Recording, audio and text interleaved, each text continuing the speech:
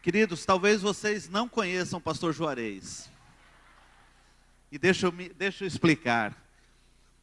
De tantos testemunhos, na época da transição, quando em algum momento a gente dizia, olha, a igreja do pastor Juarez, e as pessoas falavam, é uma grande responsabilidade.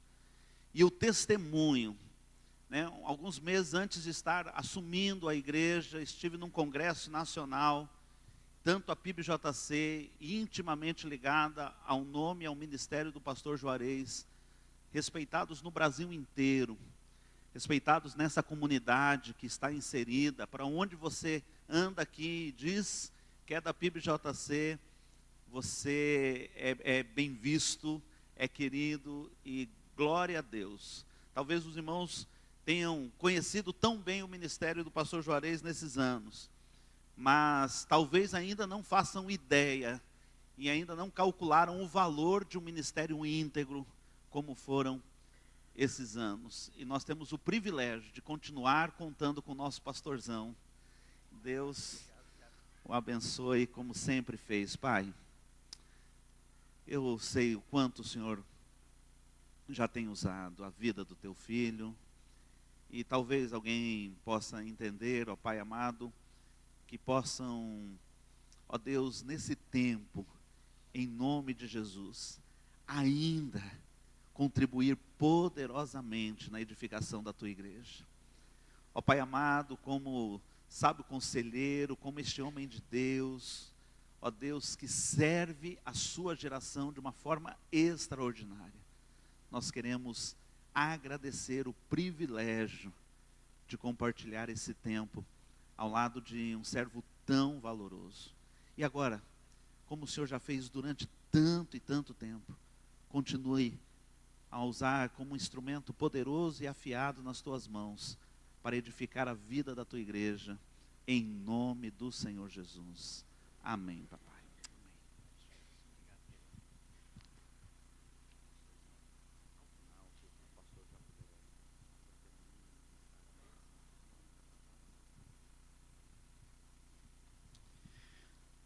Prazer, queridos, em rever vocês. A pastora Eli tomou posse aqui em nossa igreja no dia 3 de dezembro. Tem pouquíssimo tempo, mas dentre as qualidades que ele tem, vocês já perceberam que uma das principais é a generosidade. Eu louvo a Deus por esse coração generoso, bondoso que a pastora Eli tem. E que ele tem mostrado, naturalmente, vocês têm percebido, e eu particularmente tenho percebido o carinho desse homem de Deus. Aliás, pastor, eu encontrei um pastor de Campo Grande, lá na convenção. Eu estive na Convenção Batista Brasileira, em Poços de Caldas, na última semana. Eu encontrei um pastor e eu abracei e disse, querido, poxa vida, eu quero agradecer a você e todo o pessoal lá de Campo Grande, pela bênção que vocês mandaram para nós lá em Vitória. Ele olhou para mim e falou assim, eu sei o quanto vocês ganharam, porque nós sabemos o quanto nós perdemos.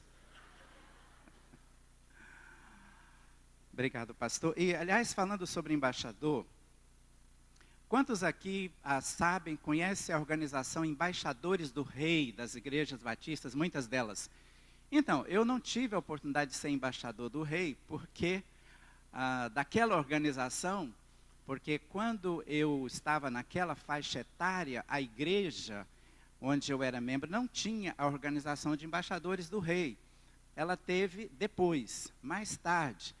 E recentemente a organização Embaixadores do Rei completou 70 anos no Brasil, e eles estão comemorando, estão celebrando isso. E eu fico pensando, nunca é tarde, né, gente? Nunca é tarde, nunca é tarde. Queridos, nós vamos fazer a leitura da palavra de Deus. Nós todos estamos muito conscientes, eu imagino, você está bem consciente desse momento que a gente tem vivido no Brasil. Nós estamos vivendo uma das épocas mais importantes, históricas na vida do povo brasileiro. Às vezes nós olhamos para todos esses escândalos, toda essa roubalheira, todo esse quadro que está sendo exposto, e a gente tem por algum momento a percepção, a compreensão de que, poxa, quanta coisa triste, desagradável está acontecendo em nosso país. Mas nós precisamos lembrar que isso não começou agora. Só que isso, essa situação, na sua grande proporção, estava camuflada, estava escondida. Porque a Lava Jato, quase toda semana tem uma nova operação. A gente já está pensando, qual é a operação da semana que vem? E a outra operação, envolvendo diferentes áreas do país e descobrindo quanto dinheiro foi retirado da saúde, da educação, da segurança no nosso país, por tantas pessoas que, infelizmente, se aproveitaram de contexto, não é? De algum contexto que favoreceu ou permitiu isso, e hoje nós estamos lidando com essa situação. E é claro que isso traz para o país, de um modo geral, e nós estamos envolvidos nisso, uma ideia, ou seja, um sentimento de moral baixa. Poxa, mas que país é esse? Que situação, que coisa triste. E muitas vezes isso acaba nos atingindo com preocupações sobre o futuro do nosso país. Com tantos desempregados, tantas pessoas que estão por aí, pessoas com formação de nível superior, dizendo, qualquer coisa eu aceito. Eu aceito qualquer coisa, desde que eu possa ganhar algum dinheiro para prover necessidades da nossa família. Queridos, a Bíblia tem muitos textos que podem nos abençoar de maneira especial numa época como essa. Um desses textos é o que a gente vai compartilhar então nestes próximos minutos, de Filipenses 4, versículo 19. Se você tem uma Bíblia, eu quero encorajar você a abrir a sua Bíblia ou acessar esse texto no seu aparelho móvel, porque com a sua paciência nós vamos olhar bastante para esse versículo e procurar de Deus a compreensão daquilo que o Espírito Santo está falando com a gente e o quanto isso pode nos abençoar. Filipenses capítulo de número 4, o versículo 19. Tudo bem? Conseguiram achar aí? Filipenses, uma das cartas de Paulo, já bem no final do Novo Testamento. Filipenses 4:19. Que diz assim: e o meu Deus, de acordo com as gloriosas riquezas que Ele tem para oferecer por intermédio de Cristo Jesus, lhes dará tudo o que vocês precisam. Adair, pode colocar o próximo slide? Agora eu vou pedir para você ler comigo, mas olhando ali para a tela, nós vamos ler esse versículo como eu acabei de ler, e a seguir vamos ler o mesmo versículo na tradução da NVI, da Nova Versão Internacional. Vamos ler então?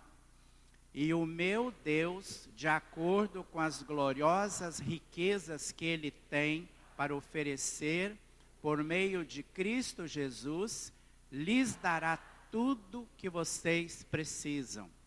O meu Deus suprirá todas as necessidades de vocês, de acordo com as suas gloriosas riquezas em Cristo Jesus. Deus lhes dará tudo o que vocês precisam. É a frase em destaque nessa versão que temos aqui. E Deus suprirá todas as vossas necessidades. Queridos, algo que precisa ser bem acentuado para nós é que o nosso Deus é um Deus de abundância.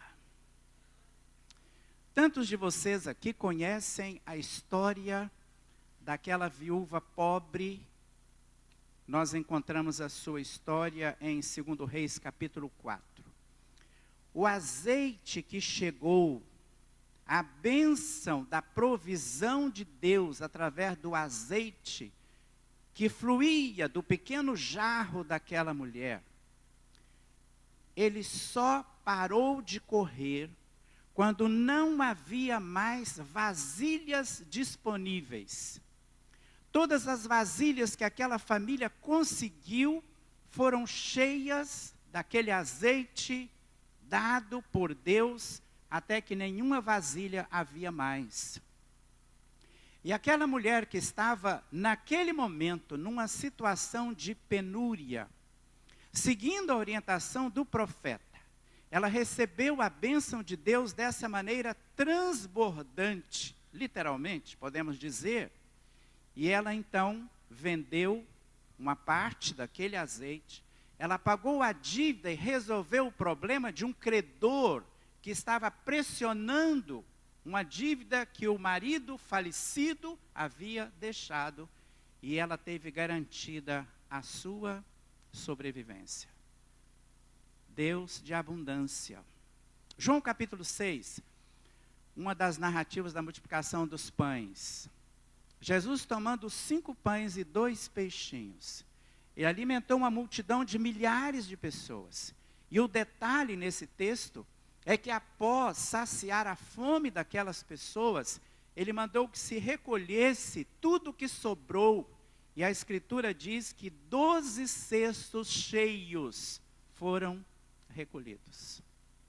Isso fala sobre a abundância que nós temos no nosso Deus. Jesus disse, conforme a narrativa de João, capítulo 10, versículo 10, que ele veio para trazer vida. E que vida Jesus veio trazer? Em abundância. Quando nós olhamos essa frase de Jesus, não temos dificuldade em perceber que esta abundância não é uma utopia, mas é uma preciosa promessa feita por Jesus para todos aqueles que são ou que se tornam filhos de Deus. O apóstolo Paulo, ele estava preso em Roma quando escreveu essa carta aos filipenses. Na verdade, Paulo estava preso por causa do seu testemunho do Evangelho de Cristo, como um pregador, como apóstolo. E nós sabemos pela história, do livro de Atos especialmente, que naquela condição ele recebera um suprimento material vindo através da igreja pelo servo de Deus chamado Epafrodito. Mas você pode imaginar a condição de uma pessoa presa, aprisionada, como Paulo estava, pelo Império Romano. E Paulo, no meio daquela situação, ele tem a expressão dizendo: eu tenho tudo o que preciso. Paulo disse, aqui, na prisão, em Roma, Deus tem me dado tudo que eu preciso. Parece que essa era a terceira vez que os filipenses manifestavam cuidado com relação ao apóstolo. Ele havia iniciado a igreja em Filipos, perseguido que foi, ele seguiu para Tessalônica, muitas dificuldades para pregar em Tessalônica, e ali ele recebeu o suporte dos filipenses, uma igreja nova, nascendo. Dali ele foi para Bereia, a próxima cidade, onde ainda recebeu suporte. E aquela igreja não esqueceu o ministério de Paulo, e agora ele recebe a manifestação do cuidado dessa igreja estando em Roma.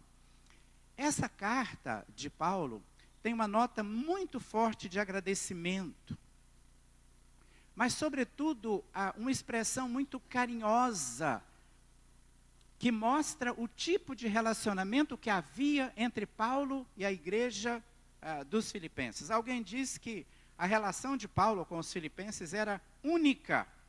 Havia um histórico entre eles que vale a pena ser observado quando a gente lê essa carta.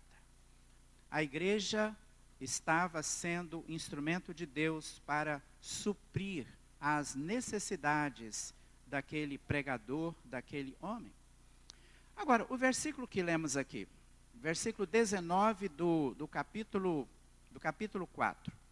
Nós temos aqui uma declaração impressionante, em que Paulo, muito mais do que como um conceito teológico, ele fala sobre ele descreve a sua própria experiência, era a sua vida.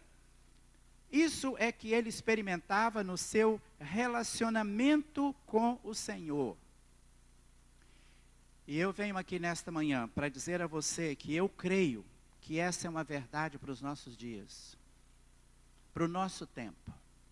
Que nós podemos tomar esse texto na sua simplicidade e levá-lo à presença de Deus. E Deus, eu creio nesta palavra. Creio que esta é uma palavra para mim. Creio que esta é uma palavra para minha família, para minha igreja, nesse tempo que estamos vivendo no Brasil. Qual é a sua necessidade hoje? De que você realmente está precisando?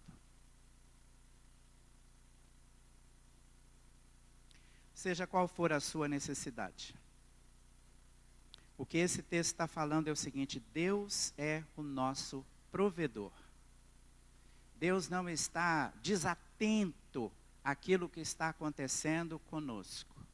Nós podemos ter toda a liberdade de levar a Ele aquilo que de fato precisamos, sabendo que Ele vai fazer a provisão. Esse é um dos meus versículos prediletos na Bíblia. E olhando para essas palavras, eu tenho aprendido algumas lições que eu acho a gente precisa dar atenção para elas. Sabe por quê, queridos? Um risco que nós corremos, especialmente hoje, é da gente olhar para um versículo assim, de pronto, não nos determos naquele versículo para perguntar realmente o que é que nós estamos aprendendo aqui, e isso nos levar a conclusões que não são rigorosamente bíblicas.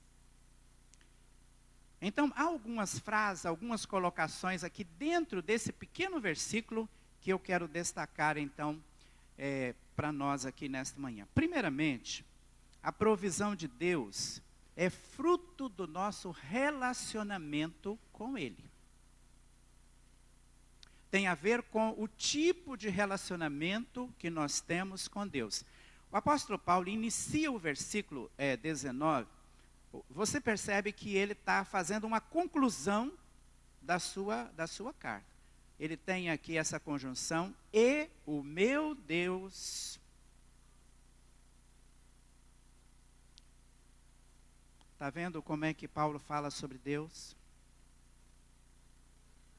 O meu Deus. Muitas vezes Paulo usou a palavra Deus em muitos outros contextos. Aqui Paulo diz, o meu Deus. Esse possessivo sugere proximidade, sugere intimidade, sugere uma relação de confiança. Ao dizer, o meu Deus, Paulo está deixando claro que ele conhecia esse Deus. Não era alguém distante. Não era alguém como alguns teólogos falam, que criou o mundo, fez tudo bonitinho, tudo direitinho, mas caiu fora e deixou o mundo por sua própria conta. Paulo, ao dizer o meu Deus, ele fala sobre alguém com quem ele tem vivido experiências ao longo da sua jornada. E a gente olha a vida de Paulo e a gente percebe o quanto isso é verdade. Estava pensando sobre isso quando me veio à mente a história de Davi. Quando Davi estava se preparando para enfrentar o gigante Golias, 1 Samuel capítulo 17, ele foi desestimulado fortemente a enfrentar aquele gigante. Muitas coisas foram ditas a ele no sentido de que ele não podia fazer. Ele não era capaz, ele não tinha condições de fazer. Mas aí Davi fala uma coisa interessante. Ele fala, sabem, quando eu estava lá no campo cuidando das ovelhas do meu pai, aí vinha o leão, e aí vinha o urso, e eu os enfrentava, e eu os derrotava pelo poder de Deus. É basicamente o que ele está dizendo. E aí ele vai dizer o seguinte: o mesmo Deus, está falando sobre a sua experiência, o mesmo Deus que me livrou do leão, que me livrou do urso, é o Deus que vai me livrar também, vai me dar vitória sobre esse gigante. É muito interessante a gente ver a força e o peso da experiência com Deus. Quando Davi encara aquele gigante, quando ele vai para aquela luta que era considerada desigual, ele tem uma história de relacionamento com Deus. Ele tem uma história de vida com Deus que o motiva, que o encoraja. Ele diz, não, eu posso enfrentar isso, porque já enfrentei situações de adversidade, e Deus foi o meu provedor, e Deus me deu a vitória. Paulo era um homem que tinha experiência com Deus, um homem que tinha vida com Deus. Certa vez um menino estava querendo comprar um determinado objeto e comentando com outros meninos, seus amigos, sobre a compra que ele faria. Ele foi questionado pelo seguinte, porque aquele menino tinha, vamos dizer, 20 reais. E o objeto que ele queria comprar valia 40. E ele disse, não, eu vou comprar, eu tenho dinheiro. Como é que você tem o dinheiro? Você só tem a metade do dinheiro. Ele disse, mas o meu pai me disse que hoje ele me daria mais 20. Por isso eu tenho 40 e não 20. Qual é a ideia que esse menino passa para a gente? De alguém que confiava no seu pai. Alguém que já contava com o cumprimento de uma promessa feita pelo pai, antes que isso acontecesse. Ele tinha essa convicção, que o pai dele ia fazer o que tinha prometido, o que ele havia prometido, ele cumpriria a sua promessa. Salmo 37, 25, Davi ainda diz, eu fui moço, e agora sou velho. Mas eu nunca vi um justo desamparado, nem os seus descendentes mendigando o pão. Gente, é o rei de Israel que está falando. Nunca vi uma situação como essa. Assim ele manifesta a sua vivência e a sua experiência com Deus. Romanos 8, 28, um texto que a gente ama muito. Paulo diz, e todas as coisas juntas, elas contribuem para o bem daqueles que amam a Deus. O problema de muita gente, sabe o que é? Muita gente quer a provisão de Deus, mas não procura andar com Deus. Não tem relacionamento com Deus. Não está vivendo dentro da vontade de Deus e acaba arranjando as suas próprias encrencas. E depois quer que Deus venha como um bombeiro para salvá-lo daquela situação. Não há experiência de vida com Deus. E Paulo diz, o meu Deus, Ele fará isso. Paulo está declarando, eu conheço esse Deus. Eu tenho andado com esse Deus. Eu tenho convivido com esse Deus, eu tenho experiências com esse Deus, por isso eu posso dizer a vocês, filipenses, que o meu Deus, Ele fará. Ele suprirá todas as necessidades de vocês. Falando nisso, como é que está a sua vida com Deus?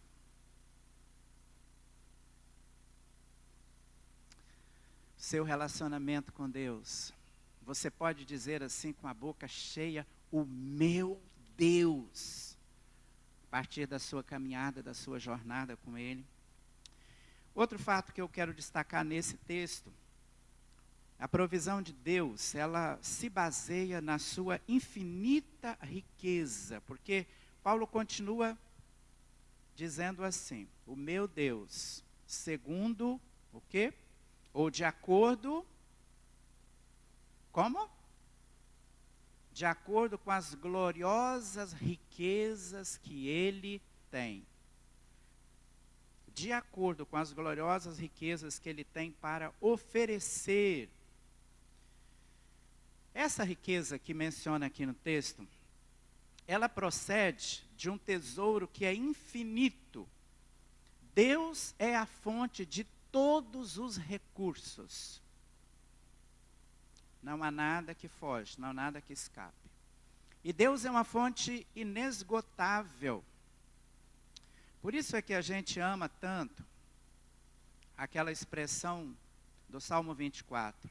Do Senhor é a terra e a sua plenitude. O mundo e todos aqueles que nele habitam. Gente, tudo é de Deus. Dias atrás eu li uma frase que deve ser conhecida, o cara dizendo o seguinte: nós nascemos sem nada e morremos sem nada. Por que viver tão ansioso pelas coisas nesse período entre nascer e morrer? Vamos levar nada. Por quê? Porque não trouxemos nada. Porque tudo é de Deus. Deus é o dono, Ele é o Senhor, Ele é o administrador último de todas as coisas.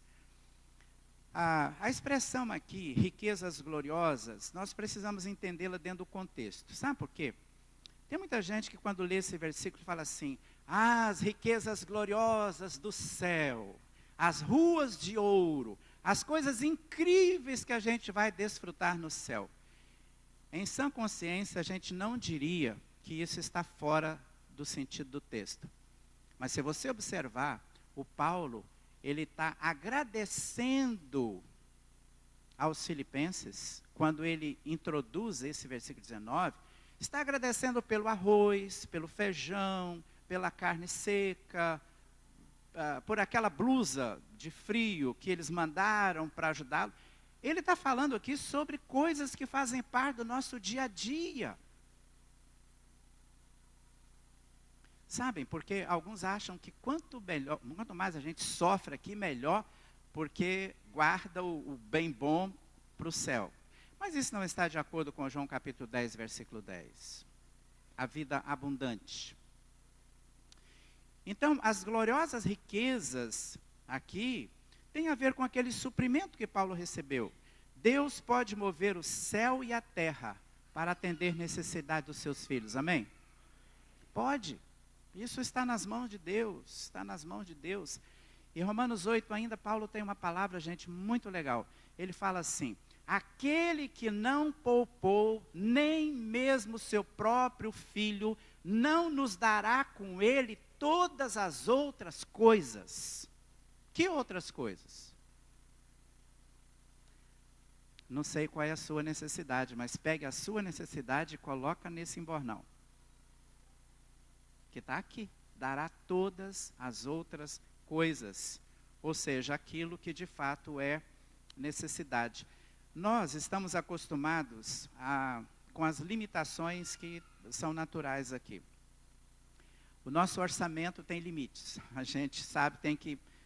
às vezes a gente quer comprar alguma coisa, não posso comprar esse mês porque o meu orçamento não permite. Há um limite no seu orçamento. Há um limite no seu cartão de crédito. Se você passa o cartão ali e vai aparecer transação não aprovada, porque o seu limite já foi. Então, há tantas coisas no nosso dia a dia que tem limites claramente estabelecidos, né? Aliás, o ministro da Fazenda, há pouco tempo, causou um susto enorme em tantos de nós, dizendo que dentro de pouco tempo a Previdência não ia ter mais dinheiro para pagar as aposentadorias, porque se não mexesse ou se não fizer a reforma, eu sei lá o que ele realmente estava querendo dizer, não é? Mas falando sobre limites, os recursos de Deus não têm limites. Não tem. Sabe o que é não ter limites? Não tem. Quando a gente fala isso, a gente pensa no conceito de eternidade. É difícil explicar a eternidade, não é? É muito difícil. Eternidade é difícil caber aqui na cabeça da gente. Aliás, um dia um professor de escola dominical perguntou na sala da escola bíblica: alguém aqui sabe dar um conceito de eternidade? Aí uma pessoa muito marotamente disse assim: eu poderia fazer isso, mas vai levar tempo.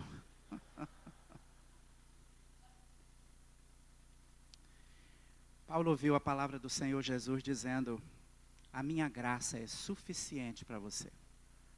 Ou seja, dentro da minha graça, todas as coisas se encaixam. Terceiro lugar, a provisão de Deus inclui todas as nossas necessidades. Paulo escreveu assim: lhes dará tudo o que vocês precisam, suprirá todas as vossas necessidades. O verbo aqui que ele usa, o verbo suprir, fala sobre uma certeza, não é uma possibilidade. Rigorosamente, a expressão aqui quer dizer assim: encher até transbordar, suprir, dar o suprimento, de maneira abundante. E Paulo é muito claro, ele diz todas e não algumas necessidades. Há uma versão que fala cada uma das vossas necessidades. E o Salmo 23, que nós amamos, diz algo parecido, não é? O Senhor é o meu pastor e nada me faltará. Se você avança um pouquinho, quando chega lá no versículo 5, vai dizer o seguinte: o meu cálice está pelo meio. Transborda. Meu cálice transborda. Paulo está usando a ideia de que Deus faz o nosso suprimento de maneira abundante.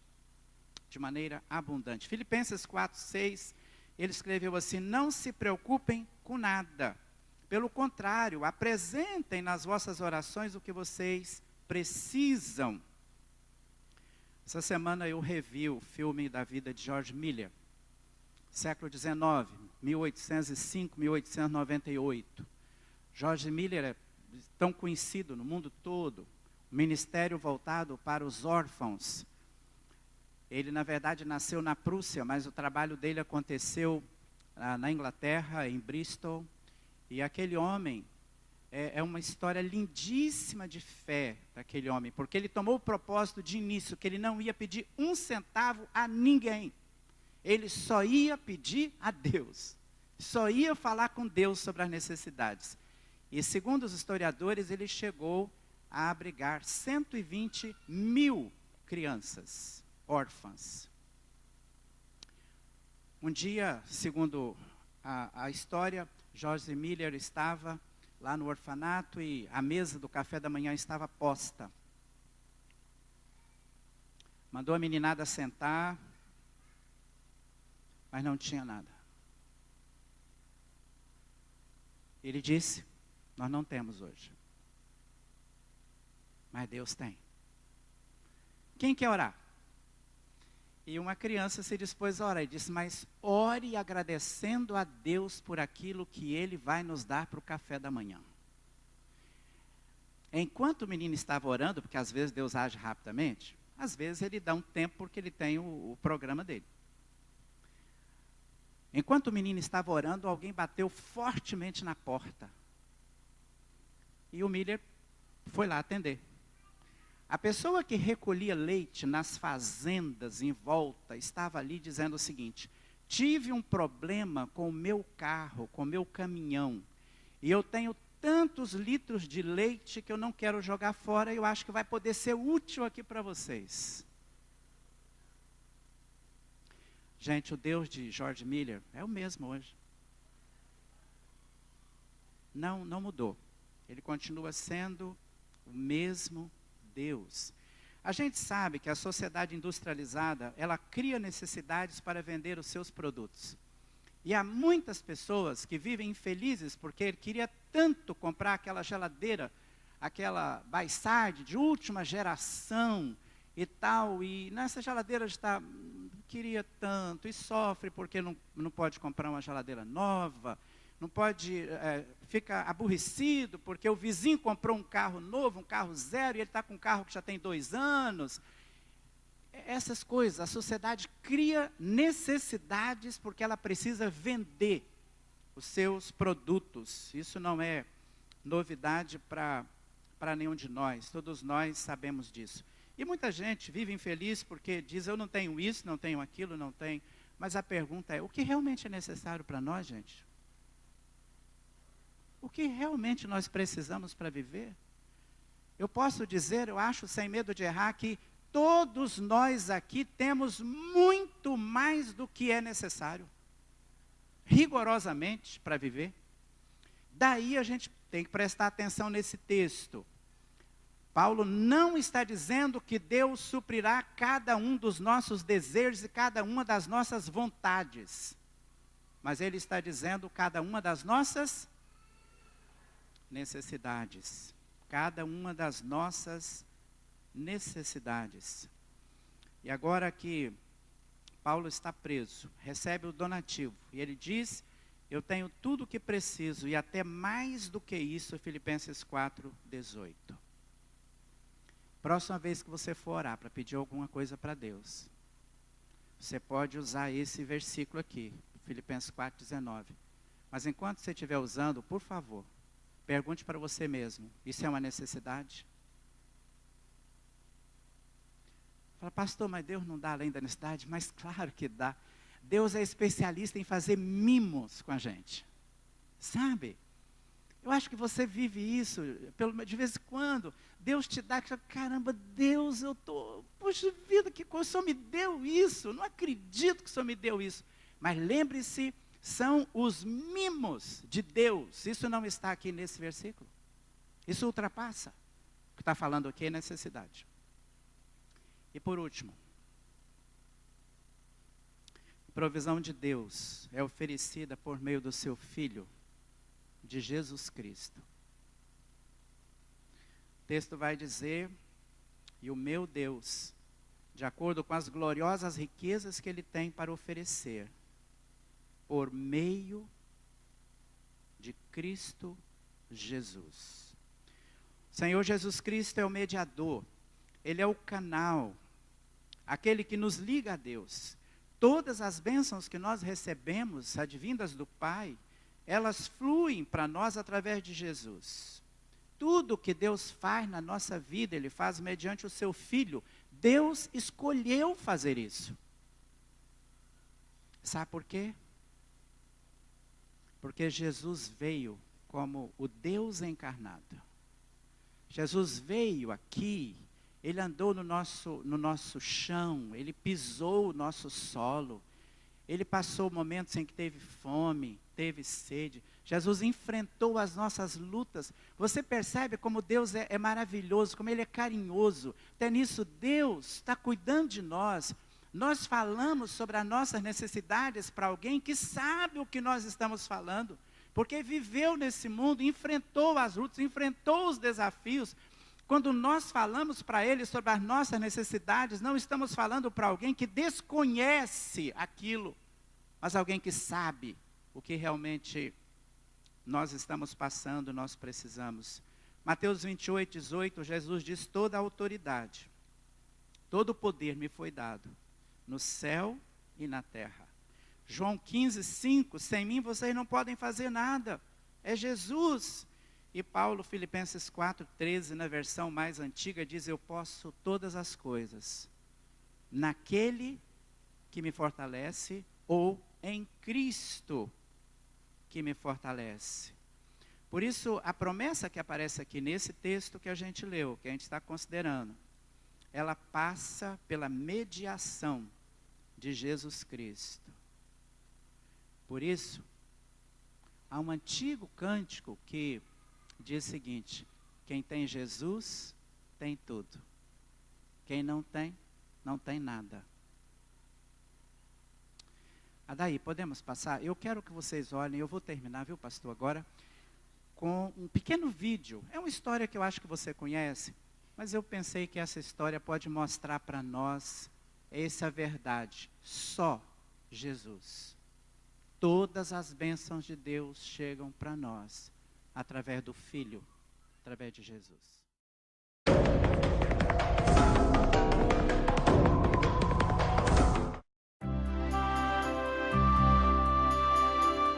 Um homem muito rico e seu filho tinham grande paixão pelas artes.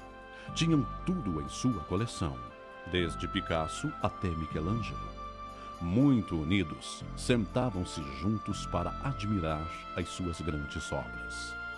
Por uma desgraça do destino, seu filho foi para a guerra. Foi muito valente, mas morreu na batalha quando resgatava outro soldado.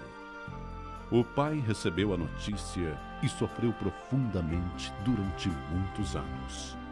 A morte do seu único filho o abalou de tal forma que ele perdeu o prazer pela vida. Alguns meses depois, alguém bateu à porta. Era um jovem com um grande quadro bonito nas mãos. Ele foi logo dizendo ao pai: "O senhor não me conhece, mas eu sou o soldado por quem seu filho deu a vida. Ele salvou muitas vidas e salvou a minha também. Quando estava me salvando, uma bala lhe atravessou o peito e ele morreu instantaneamente. Ele falava muito do Senhor e contava o quanto o Senhor amava as telas que tinha em sua casa." O rapaz estendeu os braços, entregou uma tela e disse: "Eu sei que não é muito, e eu também não sou um grande artista, mas sei que seu filho gostaria que recebesse esse quadro." O pai abriu a tela. Era um retrato de seu filho pintado pelo jovem soldado.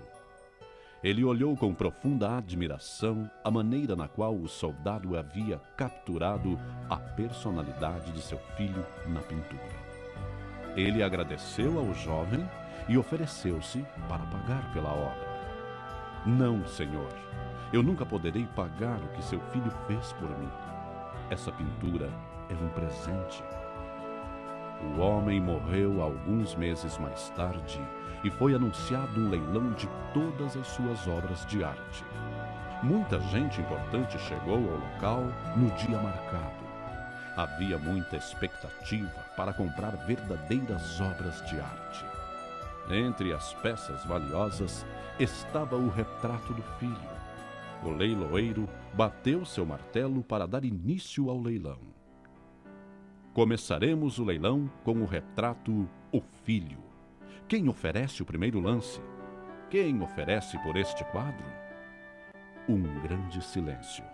Então, ouviu-se um grito do fundo da sala: "Queremos ver as pinturas famosas, Van Gogh, Picasso." O leiloeiro insistiu: "Alguém oferece algo por essa pintura? 100? 200? Depois de muito leiloeiro insistir, uma voz disse: "Eu dou R$10 pela pintura." Era um velho jardineiro da casa. Sendo o homem muito pobre, esse era o único dinheiro que podia oferecer. "Temos R$10, quem dá R$20? Gritou o leiloeiro. Ninguém se manifestou. Então, o leiloeiro bateu o martelo. "Dou-lhe uma, dou-lhe duas, vendida por R$10.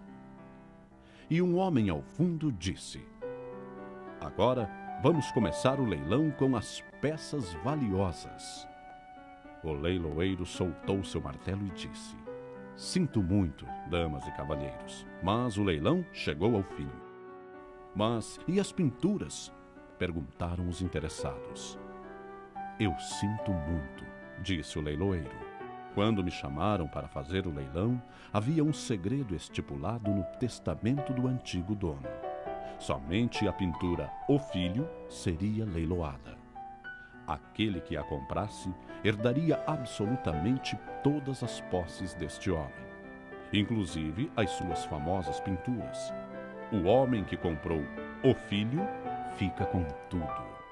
Aquele que tem o Filho de Deus tem a vida eterna e tudo o que ela contém. Aquele que não tem o Filho de Deus não tem a vida.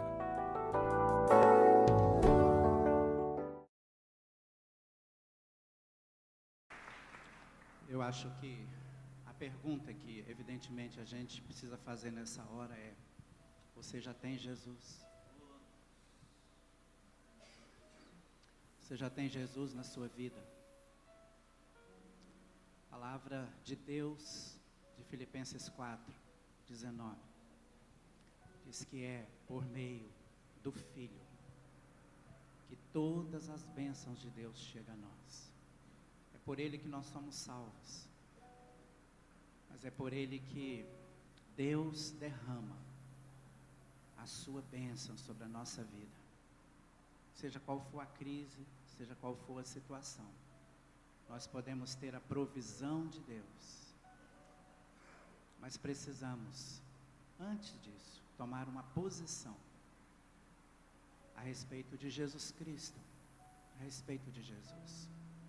Se você veio aqui nesta manhã, e nós queremos agradecer muito pela sua vinda aqui para esse culto, você nunca tomou uma decisão a respeito de Jesus, uma decisão mesmo, para dizer: eu quero Jesus na minha vida, eu quero Jesus na minha vida, eu sou capaz de entregar mesmo o controle, a direção da minha vida a Jesus. Eu creio que Ele é o meu Salvador, eu creio que através dEle que vem sobre a minha vida as bênçãos de Deus.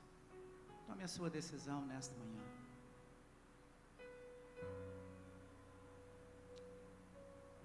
O meu Deus, segundo as suas gloriosas riquezas, suprirá todas as vossas necessidades em glória, por Cristo Jesus, através, mediante Cristo Jesus.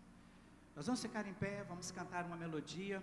Se você está tomando uma decisão espiritual nesta manhã, ao terminar, você pode vir aqui à frente, falar comigo, falar com o pastor Eli, falar com o pastor Carlos Marcelo, que está aqui do lado também, falando o seguinte: pastor, eu tomei uma decisão hoje a respeito de Jesus. Eu estou entregando, consagrando a minha vida a Jesus Cristo. Vamos orar? Vamos orar? Que o amor de Deus, o nosso Pai, que a graça do Senhor Jesus Cristo, que a consolação, o conforto do Espírito Santo sejam com o povo de Deus aqui reunido nesta manhã, de igual forma com o povo de Deus que se espalha por toda a terra, desde agora e para sempre. Amém, amém. Obrigado, queridos, obrigado, pastor, pela oportunidade.